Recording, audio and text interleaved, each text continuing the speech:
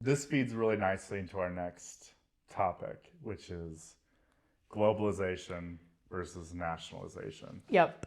And what we're seeing now is we're fragmenting supply chains. And this started in COVID, but COVID really shined a flashlight on it, a spotlight.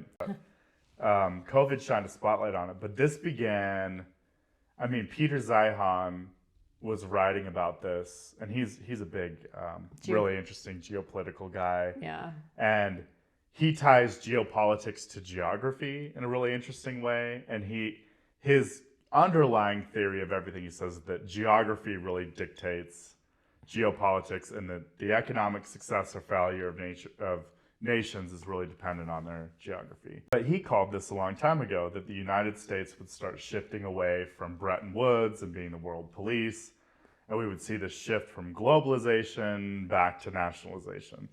So with nationalization, you have, instead of global supply chains, you have supply chains that are regional and local, which is a lot more like we see in aggregates and cement and things like that, where now with the supply chains fragmenting and going regionally, or like an east-west divide like we talked about in the Middle East. We got one team and then the other team, and then they all kind of work together to create separate supply chains. Mm-hmm. How you rank and value mineral deposits changes completely.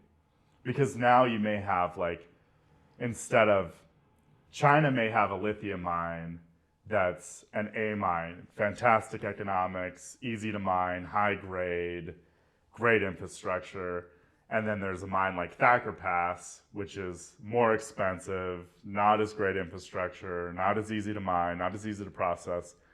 But instead of all the resources shifting to and developing this one, now because this one is on one side of the fence and this one's on the other side of the fence, they both get developed. And it changes the whole scope, because now location matters a lot more than it used to. And then geopolitics and political risk has always been a factor, but it's risen up higher and higher.